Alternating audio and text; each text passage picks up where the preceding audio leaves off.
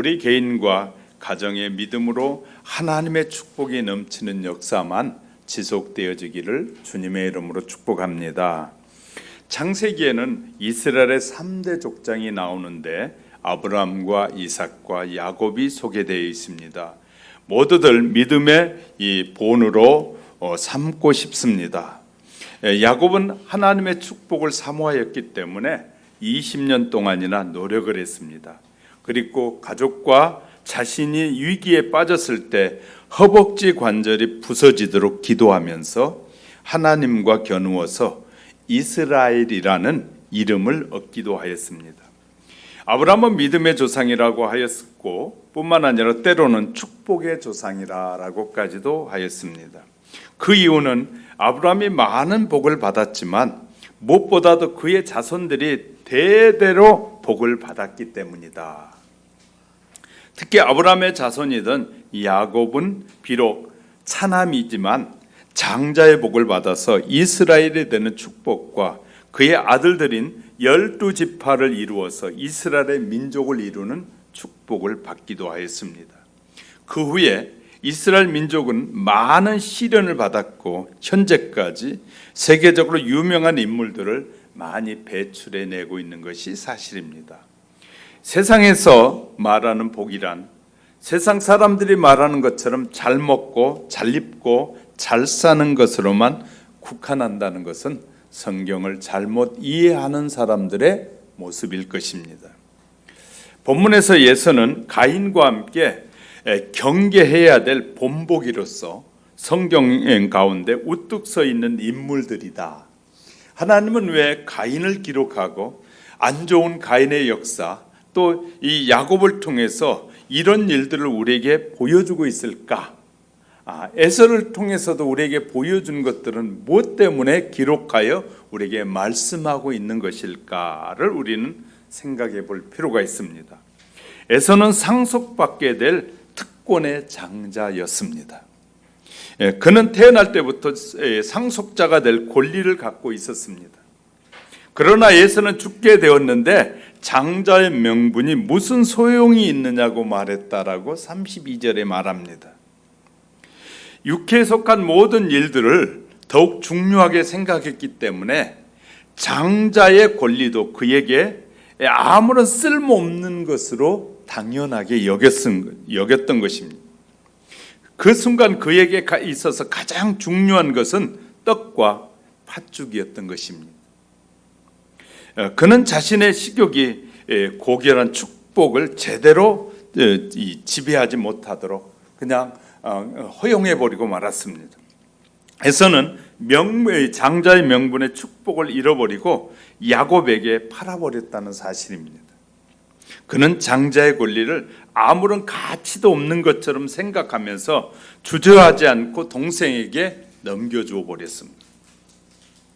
수용하지 않는 기회는 영원히 잃어버릴 기회가 된다는 말이 있습니다. 그러나 모세를 보면 무엇이 자신에게 가장 중요한 것인지를 그가 알았습니다. 에서는 때드는 후회를 합니다. 그래서 히브리서 기자는 기록하기를 12장 16절 17절에서 그가 그 후에 축복을 이어받으려고 눈물을 흘리며 구하되 얻지 못하였다. 불신앙의 죄는 틀림없이 무서운 결말이 뒤따른다는 걸 우리에게 보여주고 있습니다. 에서의 아버지 이삭이 임종하는 자리에서 그 마음이 이 에서가 이제 깨달은 것이 뭐냐면 아무리 아버지가 주고 싶어도 줄 수 없는 환경이 되고 말았다. 하나님께서 우리를 부르신 것은 축복을 받아서 영원토록 누리려고 부르셨는데 부르신 그 하나님의 음성을 듣고 믿고 그 말씀대로 살아야 함에도 불구하고 믿기는 믿는다고 하는데 삶이 따라가지 못하는 경우가 얼마나 많이 있는지 몰라요. 믿는다고 말하면서 삶은 세상의 사람과 똑같은 삶을 살면 그 인생은 파괴되어지고 결말에 가서 심판이 있다는 사실을 우리에게 말씀해 주고 있는 것입니다. 왜 이렇게 우리에게 심판이 있다는 사실을 계속해서 말하느냐 하면 믿음으로 살아야 된다는 말입니다. 하나님의 사람은 반드시 믿음으로 약속을 믿고 살아야만이 그 결과가 축복이고 그 결과가 영원한 천국의 축복이라는 사실을 말하고 있는 것입니다. 그러니까 우리가 그냥 대충이 아니라 반드시 하나님의 약속을 믿고 살아야 우리가 하나님께서 약속하신 축복이 우리에게 이어진다는 사실을 말하려고 하는 것입니다. 아버지가 돌아가시기 전에 이 자식들을 위해서 축복을 하는데 아버지 이삭은 당연히 에서에게 복을 빌어주고 싶어요. 왜? 장자니까. 그럼에도 불구하고 그것이 되어지지 않는다는 거예요.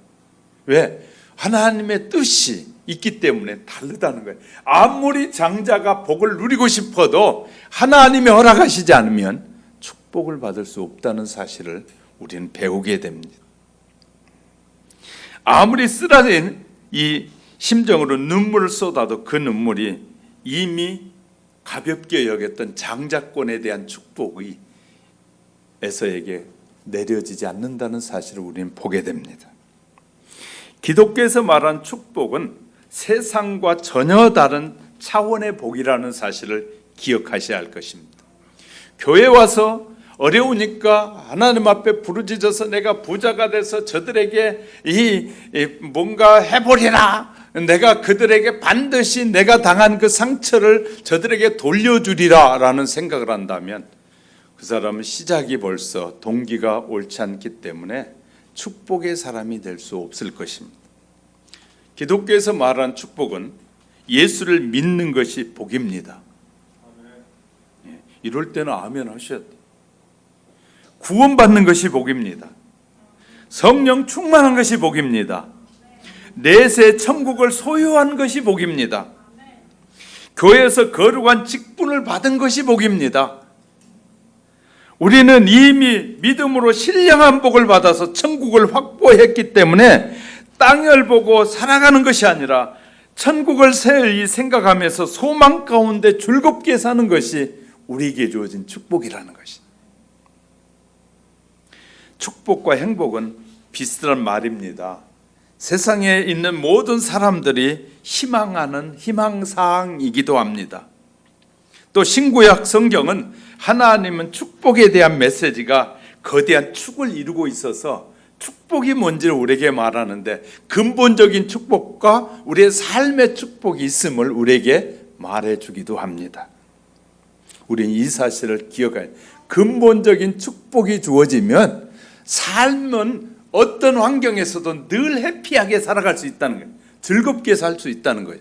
근본적인 축복을 깨닫지 못하면 늘 삶에 허덕이면서 교회에 가서 기도해도 축복해 주지 않더라 뭐 이런 말을 하고 다니는 성도들이 많거든요. 저하고 이제 나가서 이제 예수 믿다가 믿지 않는 사람들을 만나잖아요. 왜 지금 신앙생활 안 하세요? 그러면 이런 말을 해요. 교회 가보니까 별것도 없습니다. 뭐 그렇게 한때는 내가 뭐 1년 내내 몇 년 동안을 기도했는데 응답하지 안 해줍니다. 복을 안 줬다는 거예요. 그들은 아직도 교회에 와서 하나님 앞에 기도할 때 뭘 생각하며 기도했냐? 근본적인 축복을 기대한 것이 아니라 세상적인 축복을 기대하고 기도하고 살았기 때문에 응답되지 않는 것이었어요. 그것을 들으면서 이분은 어쩔 수 없이 세상으로 돌아갈 수밖에 없는 사람이구나, 이런 걸 보게 될 때가 너무나 많아. 그때마다 목사는 안타까운 것이죠. 오늘 본문에서 야곱이 사모했던 축복은 세상 사람들이 말하는 것과 다른 차원의 것이었습니다. 하나님께서 베풀어 주신 신령한 복으로 세속에 속한 복이 아니라 야곱을 통해서 말하려고 하는 것은 세상의 복이 아니라 하나님께서 주시는 복이 무엇인지를 성도들이 알길 원하신다는 사실을 기억하는 저와 여러분이 되시길 주의 이름으로 축복합니다. 첫째는 인간은 모두가 축복받기 위해서 태어났다. 이제 이 타이틀을 딱 이렇게 정하잖아요. 그러면 이제 믿음이 없는 사람, 그래 복받기 연한데 내가 무슨 복을 받았습니까? 라고 생각한다면 지금 조금 전에 설교했던 내용들과 전혀 다른 생각을 하고 있는 것이 될 것입니다. 천지 만물을 창조하신 하나님의 특별한 선택으로 어머니의 태중에서부터 이미 축복을 받기로 예정된 한 사람이 있습니다. 그러나 그는 이 놀라운 사실을 알지 못하고 인간적인 방법과 힘으로 복을 받으려고 하다가 되레 죽을 고생을 하고 복을 받기는커녕 받되 혹독한 대가를 지불하고 나서야 겨우겨우 복을 받는 슬프고도 안타까운 그가 바로 야곱입니다. 무슨 말이냐? 무슨 말이냐고 묻는다면 성경을 안 읽은 사람이다라는 말이에요. 이삭이 리브가와 결혼한 지 20년이 되도록 자녀를 낳지 못했습니다. 그래서 이삭과 리브가는 서로 사랑했으나 낙심하지 않고 기도했어요. 많은 사람들이 기도를 쉽게 끊어버려요.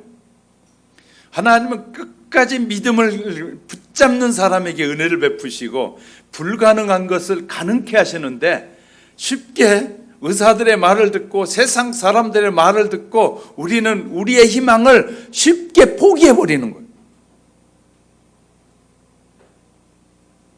어떤 사람들 하나님은 20년 만에 또 아브라함에게는 25년 만에 태가 다 다쳐버릴 정도로 그랬음에도 불구하고 하나님이 주시면 언제든지 가능한데, 그러니까 문제는 하나님께 문제가 있는 것이 아니라 우리의 믿음에 문제가 있더라고요. 수많은 사람들이 의사의 말을 철떡같이 잘 믿어요. 하나님의 말씀보다 의사의 말을 너무너무 잘 믿어. 그러면서 하나님은 불가능한 가운데 치료가 불가능해도 하나님이 하시면 치료된다는 건 믿는데 내게 일어난 일이 안 되는 일을 되게 하신 분은 하나님이라는 사실에 대해서는 안 믿으려고 할 때가 얼마나 많이 있는지 몰라요. 마침내 이삭의 나이 59세가 되던 해에 하나님께서 그들의 기도를 응답하셔서 리브가가 잉태했는데 놀랍게도 쌍둥이를 잉태하게 됩니다. 하나님께서 그들에게 뒤늦게 자녀를 주셨지만 2배 복을 주신 것이, 우리 하나님은 우리에게 2배로 풍성히 축복해 주신 자비로우신 하나님이셔요. 하나님은 우리가 소원을 두고 기도하면 그 소원이 하나님의 뜻에 아닐 때는 하나님께서 다른 방법을 통해서라도 반드시 축복하신 하나님이셔요. 그런데 참으로 이상한 일이 생겼습니다. 성경은 이 아들들이 리브가 태 속에서 서로 싸웠다라고 창세기 25장 22절에 가보면 말해요. 태 속에서부터 두 아이가 싸웠다. 이삭이 고민이 됐어요. 그래서 하나님 앞에 물어봅니다. 두 아들 가운데, 그랬더니 하나님께서 응답하시기를 두 아들 가운데 큰 자가 어린 자를 섬길 것이라고 말씀하셨어요. 이는 둘째가 장자가 되고 다스리는 권세를 가질 것이라고 예언하신 거예요.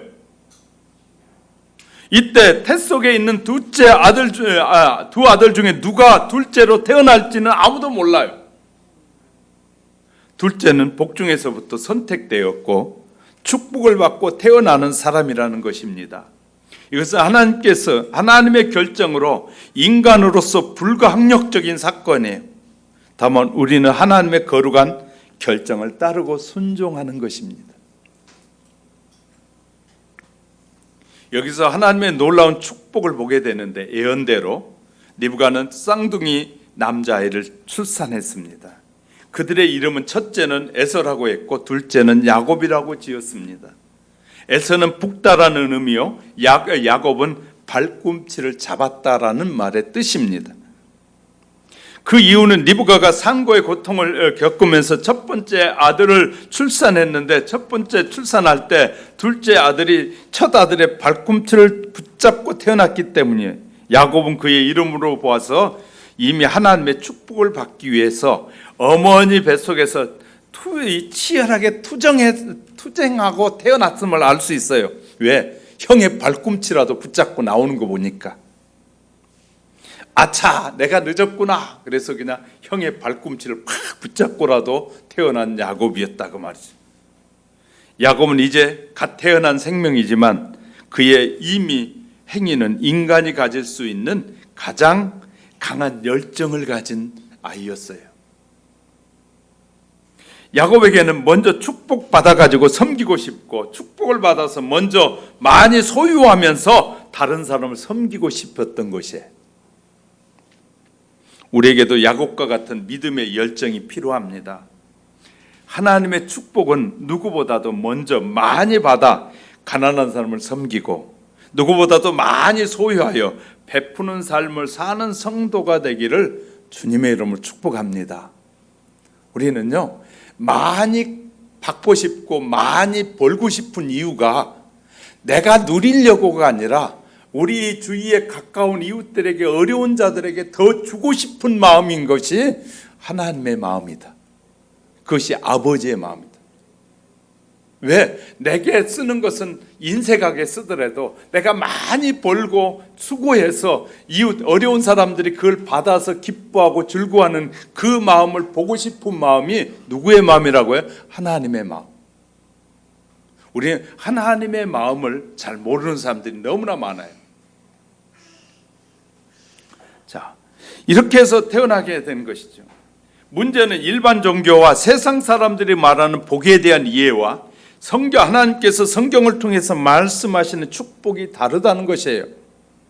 하나님이 이렇게 말씀하셨어요. 다윗을 통해서 시편 1편 1절에서부터 6절에 보면 복 있는 사람은 악인들의 꾀를 따르지 아니하며 악한 일을 계획하는 자들의 길을 따라가지 아니하고, 세상에 많은 사람들은 악한 일을 계획하여 자기가 하려는 꿈을 이루려고 사람들을 이용하고, 이번에 정의연애도 보니까 세상에 그 비참한 여인들의 삶을 통해서 자기의 부를 누리는 사람도 있더구만요. 또 정대협도 그 짓을 했던, 기업에다가 돈을 요청하고 그 일을 하겠다고 하고 자기 주머니를 채우는 사람들, 그들을 옹호한 사람, 그들과 똑같은 사람이거든요. 남을 심판할 자격이 없는 사람들이에요. 그런데 그들은 자기들이 옳다고 권력을 잡았을 때 모든 것을 뒤바꿔 버리겠다고 말하잖아요. 늘 제가 이런 얘기를 합니다. 이 6.25 전쟁이 남한에서 북한을 친 것이냐, 북한에서 남한을 친 것이냐. 분명히 북한에서 남한을 쳤다고 가르쳤는데, 요새는 전교조 선생님들은 남한에서 북침했다고 가르치잖아요. 그것도 정의를 안 내려놓고 어떤 것은 정의를 내려가지고 그것은 우리가 절대 입 밖에 넣지도 말아야 된다. 그건 사태다. 이것은 민주화를 위한 투쟁이었다. 그것은 정의를 내려놔야 된다. 그런데 기독교인들이 거기에 끼어가지고 목사들도 성도들이 그럴 때마다 병신짓 하는 것 같아요. 왜 그들의 말이 왜 노란하고 있어요? 우리가 정신 바짝 차리지 않으면 예수 믿는데도 엉터리로 믿어요. 그들의 꾀에 따르지 아니한다고 그랬어요. 하나님께서 죄인들의 길에 서지 아니하며 죄인들이 가는 길에 함께 동참해 가지 않는다고 말해요. 오만한 자의 자리에 앉지 아니하고 자기들이 기고만장하는 자들의 그 권력 형태 속에 끼어들지 않는다고 말이거든요. 오직 여호와의 율법을 즐거워하고 그 율법을 주야로 묵상하는 자다. 그리하면 그는 시냇가에 심은 나무가 철을 따라 열매를 맺어 그 잎사귀가 마르지 아니함 같으니 그 하는 모든 일이 다 형통하리로다. 성경의 해석이 저보다 더 잘하시는 분이 있으면 말씀하셔요. 악인들은 그렇지 아니하며 오직 바람에 나는 겨와 같도다. 그러므로 악인들은 심판을 견디지 못하며 의인들이 모임에 들지 못하리로다. 오직 의인들의 길은 여호와께서 인정하시나 악인들의 길은 망할 것이다. 분명하게 말씀해 주고 있어요. 이 말씀을 읽으면서 마음에 놀라운 감동이 오지 않습니까? 이 내용은 하나님께서 선택한 성도들이 일생을 살아가는데 참된 복이 무엇인지를 가르쳐주는 놀라운 말씀이에요. 하나님의 자녀들이 어떤 복을 누리면서 어떤 길을 걸어가야 하는지를 정확하게 우리에게 보여주고 있단 말이에요. 이런 말씀을 읽을 때마다 내 삶을 돌아보게 되는 거야. 내가 악인들의 그들이 하는 일에 쉽게 접근해서 그 일에 동참하고 그 일에 잘했다고 박수치고 따라가는 것은 얼마나 위험한 일인가. 나는 정말 하나님의 말씀의 중심의 삶을 살려고 얼마나 힘쓰고 있는지, 저는 여러분에게 설교하기 위해서 정말 나는 어떤지 늘 돌아봐요. 나는 어떤지. 오늘 부름을 받은 사람들이, 세상의 사람들이 영적인 일에 진리를 차지하게 내버려 두는 것이에요. 세상 사람들이 기독교인들을 마음껏 막 휘두르고 자기들이 우리를 막 다스리게 하도록 병신 같은 삶을 살려고 하고 있다고 말해요. 바로 예서와 같은 실수를 저지르는 겁니다. 우리는 언제나 가장 중요한 일에 우선권은 하나님의 나라와 의에다 두고 살아야 됩니다. 그것을 구하는 삶입니다. 그러면 그 밖에 모든 갈증과 허기들이 채워지게 될 것입니다. 복음의 특권을 멸시하는 것은 곧 여러분의 장자권을 멸시하는 것과 같은 원리라는 사실을 기억하십시오. 내가 하나님의 자녀라고 세례를 받고 내가 예수 그리스도를 나의 구주라고 고백했다면 저와 여러분은 세상 사람들이 말하는 그런 삶을 따라가는 것은 어리석은 일이 될 것입니다. 우리는 내가 하나님의 말씀의 중심에 서 있는지를 늘 돌아보는 그런 지혜가 필요한 것이에요. 사랑하는 우리 하영교회 성도 여러분, 내가 이렇게 강하게 바르게 말하려고 애쓰는 것은 저도 그렇게 살려고 애쓰기 때문인 것이에요. 그래야 하늘의 축복을 받을 수 있다는 사실을 믿기 때문인 것입니다. 우리 함께 우리가 평생 동안 주님을 섬겼는데 주님의 마지막 순간 너는 도대체 알지 못하겠다, 너는 누구냐라고 물어서는 안 될 것이 아니겠습니까? 저와 여러분이 평생 주님을 위해 살았는데 마지막 순간에 잘했다, 네가 이 세상과 다르게 살려고 노력하는 네 그 공로를 내가 인정하마라고 축복을 받아야 되는데 어리석은 인생으로 끝나서는 안 될 거 아니겠습니까?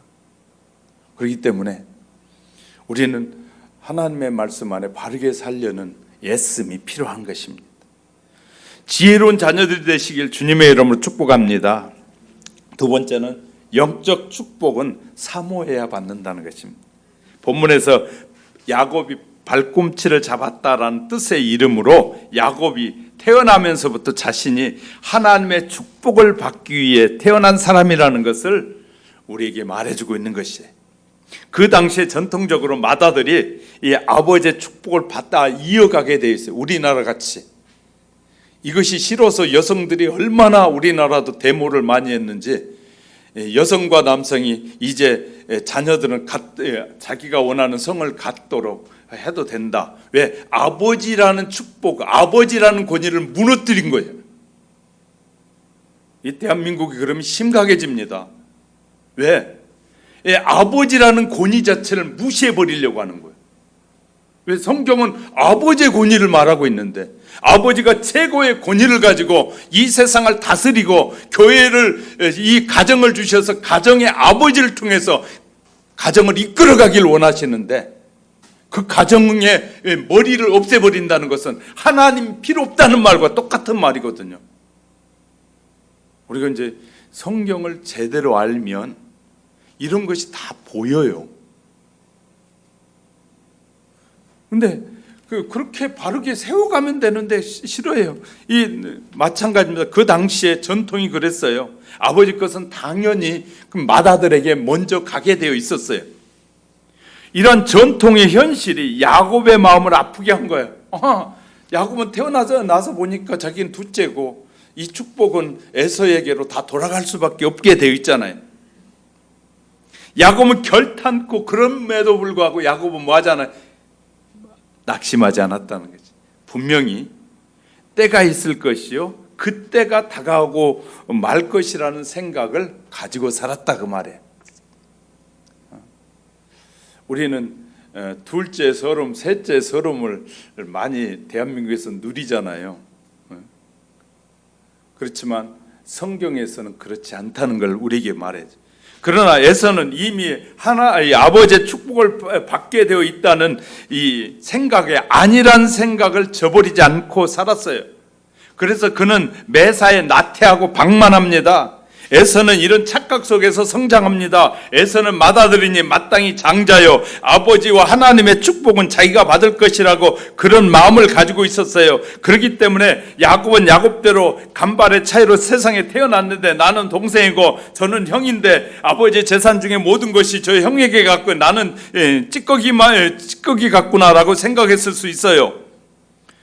저들은 하나님의 깊으신 계획을 알지 못했기 때문에. 하나님은 우리를 교회로 부르실 때는 하나님이 우리를 부르신 계획이 있어서 부르셨다. 축복을 누리고 살게 하시려고. 사람들은 그렇게 생각하지만 하나님은 생각이 다르다. 이것이 인간의 생각과 인간의 방법이 중심이 되는 인본주의 사상의 대표적인 예라고 할 수 있습니다. 인본주의 사상을 가진 그리스도인들은 하나님께 모든 걸 맡기지 못합니다.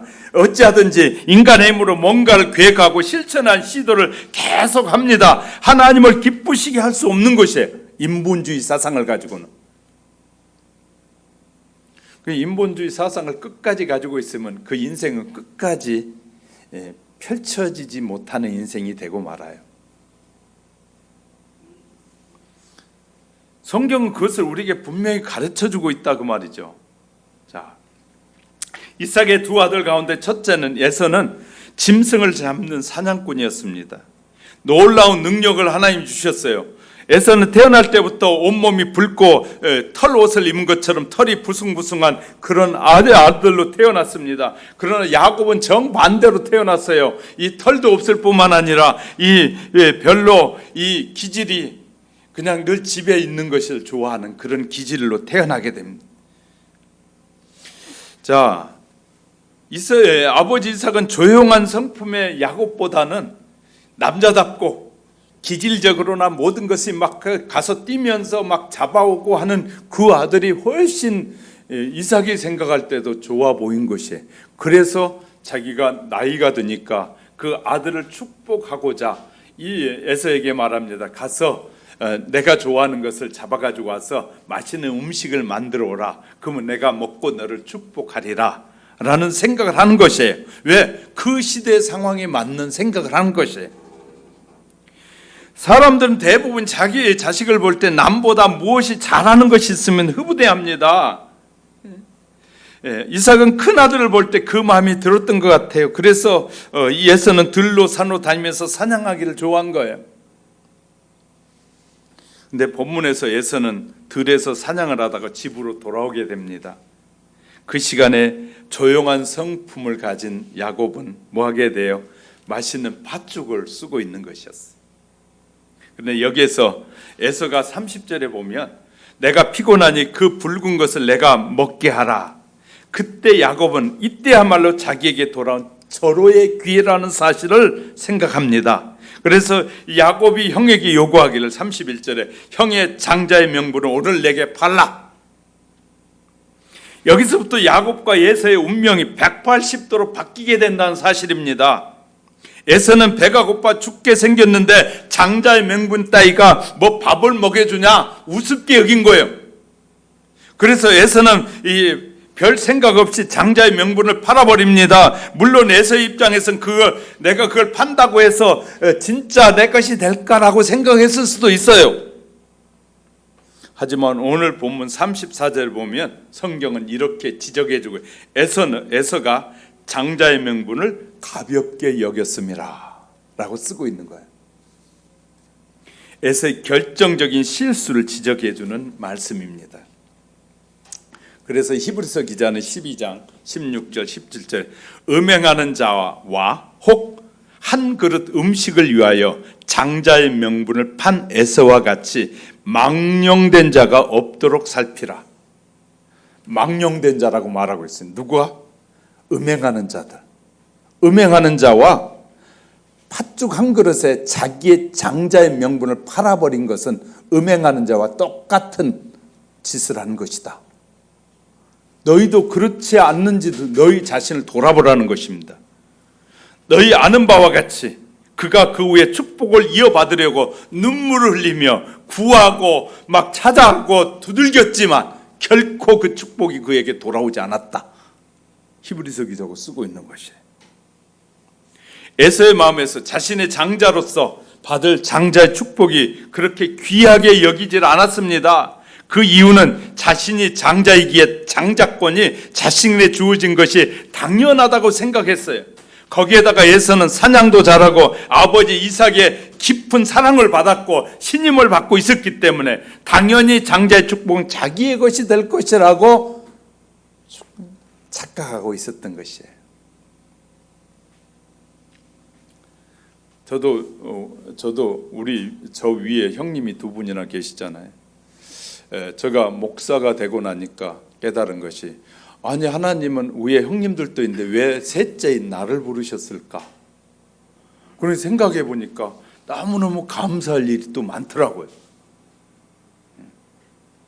여기는 전부 다 첫째만 있는가 봐요. 아멘을 안 하시고 가만히 계시는 거.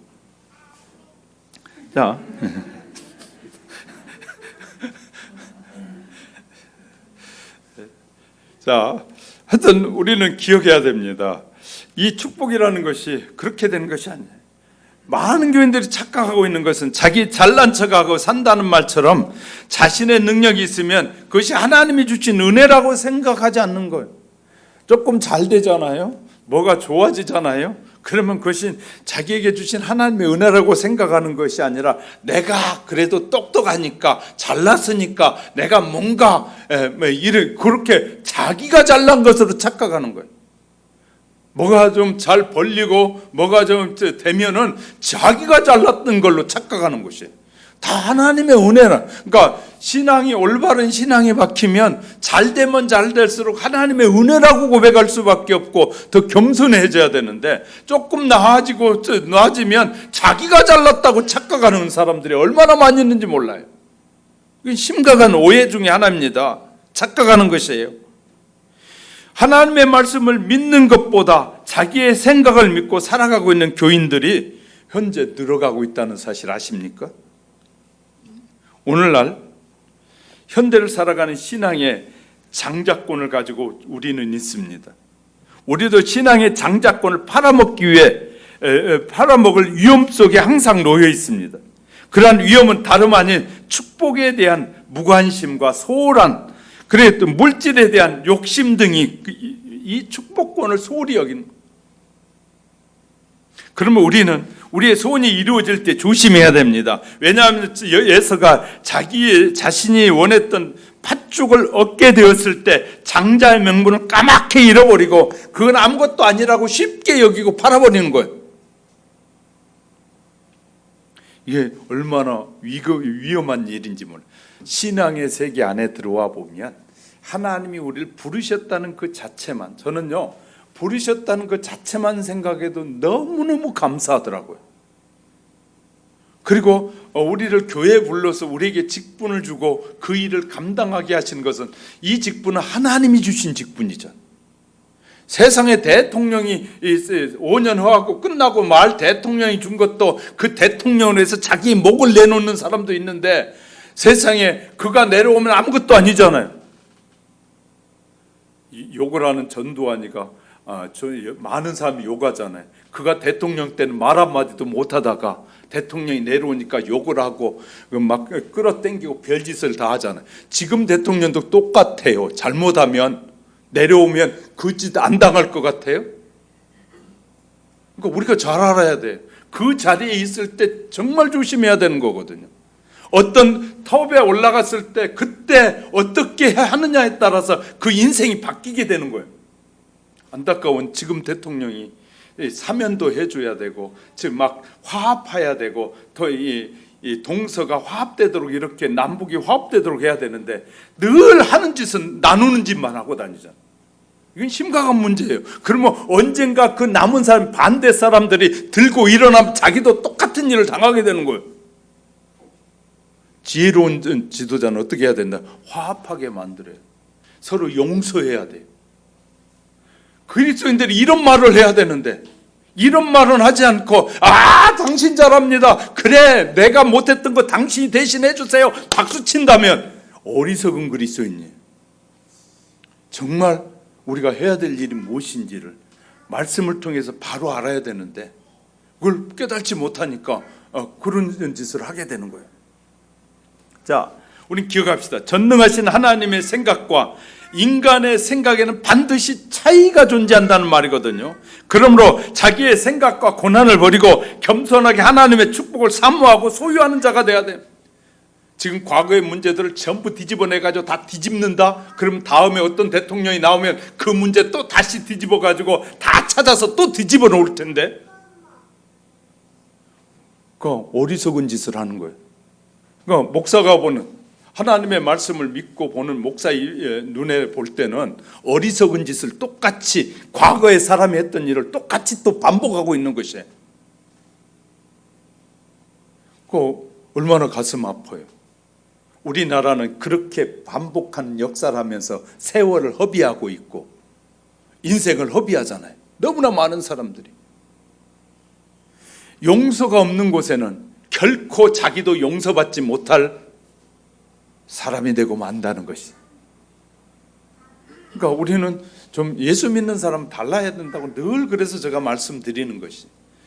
역사를 보는 눈이 달라야 되고 세상을 보는 눈이 달라야 되고 예수 믿는 사람 정치를 보는 눈이 달라야 되고 사회를 보는 눈이 달라야 되고 예수 믿는 사람은 이 사업을 하는 그 사업을 생각하는 눈이 달라야 돼요.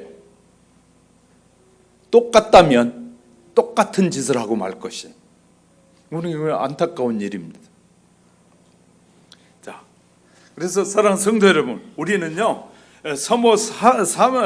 사모하고 축복을 사모하는데 그 축복을 사모하는 이유가 뭐는 영적인 축복을 사모하게 되면 남에게 그것을 갚으려는 자가 아니라 용서하는 자로 바뀌기 때문이다. 할렐루야. 영적인 축복은 미움이 변하여 용서가 되게 하고 원망이 변하여 서로를 다독거려주게 되는 것이 영적인 축복이에요. 할렐루야. 이런 축복이 임하도록 우리가 기도해야 되거든요. 저와 여러분이 기도해야 됩니다. 그렇게 되길 주의 이름으로 축복합니다. 세 번째, 약속된 축복은 믿음대로 주어지게 됩니다. 이삭의 두 아들이 장성하게 되자 이삭은 마땅히 첫째 에서에게 아버지의 모든 축복을 받고 싶었어요. 이삭을 주고 싶었어요. 그런데 아내 리브가의 생각은 둘째 아들 야곱에게 주고 싶은 거예요. 이게 부부인데도 불구하고 마음이 하나가 되지 않았어요. 그러면 이 집에 무슨 일이 일어날까요? 심각한 문제가 시작되는 거예요. 또 이 이삭의 부부도 하나님의 뜻보다는 자기들의 생각을 앞세우고 있었다는 내용이에요. 부부가 하나 돼서 누구에게 주고 어떻게 살게 할까를 관심을 가지는 거 아니에요. 우리는 우리의 부모님들은 자녀들이 살아갈 때 어떻게 살아가야 된다는 사실을 알려줘야 돼요. 야, 니만 부자 되면 돼. 니는 저놈은 틀렸어. 저는 가난하게 살든 말든 괜찮아. 그렇게 가르치면 안 돼. 형제들이 서로 연합해서 어려울 땐 도와줘라. 그리고 조금 적게 먹고 나눠주고 그렇게 살아라라고 자꾸 하고 그리고 더 기도해주고 더 잘 되도록 옆에서 기도해주고 협력해주라 그래야지. 야, 저놈은 틀렸어. 저놈은 망할 놈이야. 그냥 망하든지 말든지 신경 써. 니나 잘해라. 그렇게 가르치면 안 된단 말이에요. 그런데 우리나라 교육은 니나 잘해라. 저놈들은 틀렸다. 그렇게 교육하면 안 된다 그 말이에요. 심각해지는 거예요. 그러니까 저는 개인을 보면서 나라 미래까지 보는 거예요. 성경을 알기 시작하면 이것이 다 보여요.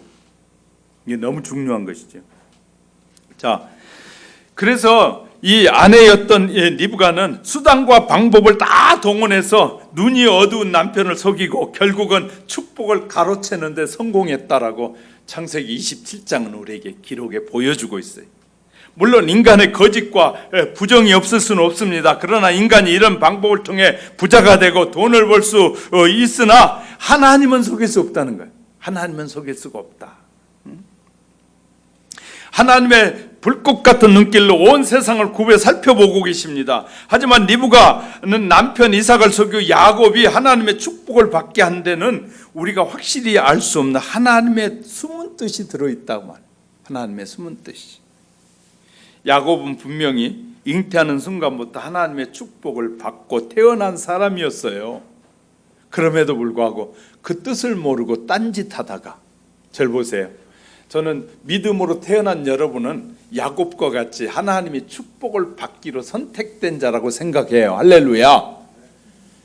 선택된 자가 선택된 삶을 살기만 하면 축복은 자동적으로 주어지는 것인데, 그 축복된 삶을 살지 않으니까 자꾸 고통이 오고 시련이 오는 것이거든요. 자, 그래서요, 이 야곱은 이렇게 축복받기로 태어났는데 인간적인 방법을 통해 축복을 받고 집에서 쫓겨나게 되고 외삼촌 나반의 집에 가서 20년 동안 종살이하고, 이 종살이나 다름없이 삽니다. 이것은 자업자득이라고 말하지 않습니까? 왜? 꼭 그런 것은 아니지만 하여튼 하나님의 축복을 받아낼 야곱은 고단한 삶을 살아요. 축복은 받긴 받는데 고단한 축복을 받는 것이에요. 왜? 믿음으로 보지 않기 때문에. 창세기 27장에 보면 야곱이 아버지 이삭에게 별미 음식을 만들어 가지고 와서 장자의 축복을 받은 내용이 소개됩니다. 당시 축복의 권한은 아버지에게만 있었어요. 당시는 제사장이나 선지자가 없었기 때문에 족장시대이기 때문에 아버지에게 축복권이 있었어요.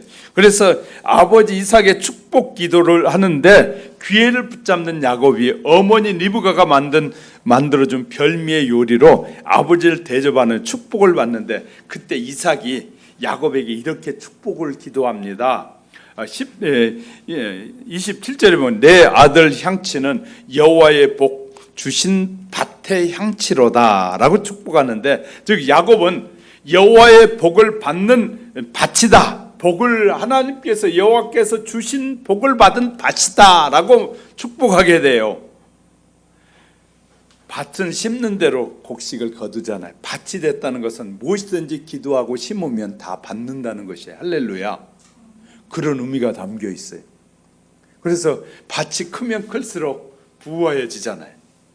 밭이 크면 클수록 많은 걸 거두게 되기 때문에 이 밭이, 그러니까 이제 우리는 이제 영적인 부분은 이렇게 해석할 수 있습니다. 우리가 믿음의 밭을 키워 놓으면 저와 여러분의 믿음이 크면 클수록 큰 축복을 받게 된다. 믿음이 적으면 적을수록 적은 축복을 받게 된다라는 걸 알게 돼요. 이삭이 경험했듯이 하나님과 함께 하시면 심는 곡식이 풍년이 들어 100배까지 거둔, 이삭이 가서 심을 때마다 하나님이 그 이삭을 거두게 하는데 100배로 막 걷게 하시는 거예요.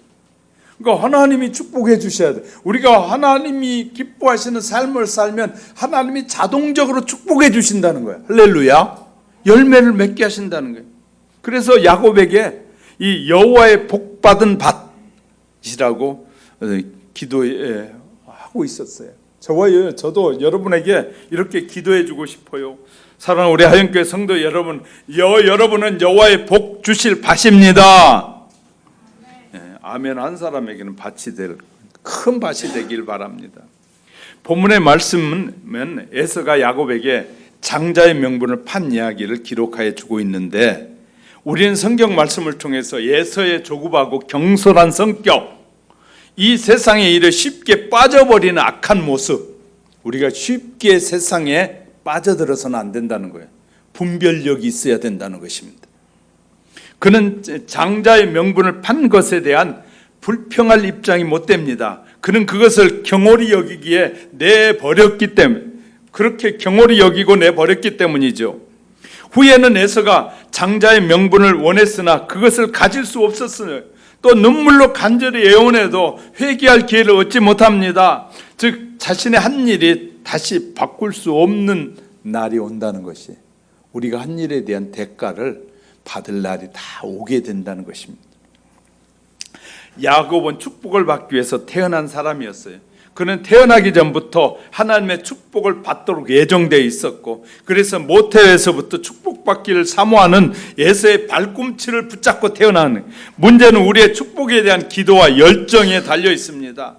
기도하는 만큼, 우리가 기도하는 만큼 받을 수 있습니다. 축복받기 위해 기도에 큰 것을 준비하면 큰 축복을 받을 줄 믿으시기 바랍니다.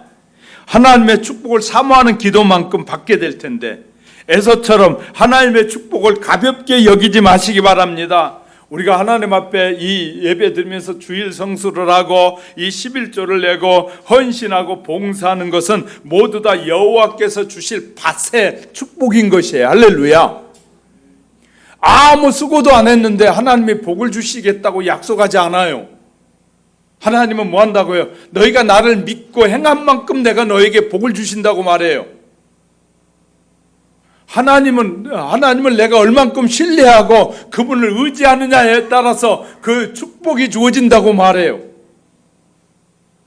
우리가 성경을 알면, 야, 내게 준 직분이 소중해지게 되고, 이것을 내가 열심히 최선을 다하면, 이것을 알게 되면, 직분의 소중함을 알게 되면, 누가 보든 보지 않든 그 직분에 맞는 삶을 살려고 노력하게 되어 있어요. 그러나 우리가 내게 주어진 직분을 짐으로 여기고 내게 주어진 일을 어렵다라고 생각하고 나는 이제 그만하고 싶다는 생각이 든다면 배가 부른 것이고, 그것은 하나님의 영적인 축복을 놓치고 있는 것이에요. 나는 내가 아무리 나이가 들어도 이 영적인 축복을 놓칠 수 없기 때문에 최대한 노력을 하겠다는 다짐이 늘 있어야 돼. 우리는요, 축복이 무엇인지를 알기 시작하면 결코 놓쳐서는 안 될 일임을 알게 됩니다. 왜? 이것은 영혼과의 연관되어 있기 때문에. 이 세상에서 끝나는 것이 아니라 영원토록 받을 축복과 연관이 되어 있기 때문에. 오늘날 많은 사람이 에서가 장자의 권리를 경시한 것처럼 하나님께서 자신에게 내려주신 영적 특권을 경시하고 있습니다. 그들은 현대라는 시제에 사로잡혀서 미래를 생각하지 못합니다. 식욕과 정욕에 지닌 육체의 욕구에 때문에 양심의 소리를 무시해버립니다. 세상에 부산시장, 어떤 시장은 자기가 시장이 될 때 공약하기를, 여성들의 그런 일이 없도록 자기는 시청에다 그것을 만들어 가지고 이 여성들 보호하겠다고 해놓고 지는 그 못된 짓을 혼자 하고 그러잖아요. 그러니까 그 좋은 명예의 자리도 뭐합니까? 한순간에 쫓겨나게 되는 거예요. 왜? 자기의 말과 행실이 다른 것이에요. 우리는요, 정말 소중한 것을 하나님은 정직한 자를 보시고요, 하나님은 하나님의 뜻에 맞는 삶을 살려고 하는 자를 찾으시고 계셔요. 그래야 우리는 가치 있는 인생을 살게 되는 것입니다. 가치는 물질에다 두는 사람이 있는가 하면, 어떤 사람은 가치를 지식에다 두는 사람이 있는가 하면, 어떤 사람은 가치를 어떤 명예에다 두는 사람이 있지만, 저와 여러분의 인생의 가치는 믿음을 가진 하나님을 신뢰할 때 가장 가치 있는 인생으로 하나님이 쓰신다는 사실을 믿으시기 바랍니다. 약속된 축복에 멀어지고 세상에서 헤매는 안타까운 사람으로 살아가게 될 것 우리는 기억하면서 주님의 지혜를 찾아서 하나님께로 더 가까이 나오는 우리 모두가 될 수 있기를 주님의 이름으로 축복합니다. 말씀을 정리합니다. 저는 이 말씀 속에서 발견하기를 하나님의 축복은 야곱에게만 애정된 것이 아니라는 것입니다. 우리 모두에게 똑같이 애정되어 있다고 깨닫습니다. 오늘은 우리의 가정에 어떤 믿음을 가지고 살아가고 있는지를 살펴봐야 하고, 그리고 야곱처럼 하나님의 축복을 사모하는 기도를 한다면 하나님은 결단코 거절하지 않으시고 하나님께서 계획하신 모든 축복을 우리 개인과 가정 위에, 또 이 나라 이 민족 위에 허락해 주실 걸 믿습니다. 그런 믿음으로 우리가 살자고요. 기복주의 신앙을 가지게 되면 그분이 기복주의 신앙을 가졌는지 안 가졌는지를 어떻게 알 수 있느냐면, 가끔 이제 이 총회에서나 노회에서 축복 기도해 준다고 하잖아요. 그러면 어떤 사람은 큰 교회 목사한테 가서 먼저 막 쫓아가가지고 거기다 머리 내미는 거예요. 기복주의에 빠졌기 때문에. 기복주의에 빠지면 하나님이 세우신 모든 종은 다 소중한 것이지, 돈 많은 사람은 소중하고 돈 없는 목사는 소중하지 않다. 그건 인본주의에서 나온 거예요. 저분이 나를 위해서 기도할 때 하나님 축복해 주시리라는 믿음이 있으면 누가 기도해도 그 축복이 다 주어지는 것이, 그것이 믿음이에요. 그러니까 어이없을 때가 많아요. 어떤 분들은 쭉 이제 안수 기도해 준다 그러면 그냥 몰려가는데 큰 교회 목사 앞에만 줄 서 있고 옆에 조그만 개척교회 하는 목사들에게는 안 가. 그럼 그분들이 뭘 저거 해? 왜? 기복주의 신앙에 빠져 있기 때문에. 나도 저렇게 큰 교회를 해보고 싶고, 나도 저렇게 부자로 살고 싶고, 그런 기복주의가 딱 박혀 있으니까 그러는 거예요. 하나님의 약속은 누가 기도하든지 하나님이 맡긴 직분의 자가 기도하면 언제든지 그 믿음에 합당하면 축복하신 하나님. 이것이 건강한 믿음이에요. 건전한 믿음이고, 우리가 올바른 신앙의 길을 걸어가는 우리 하영교회 성도 여러분이 되시기 바랍니다.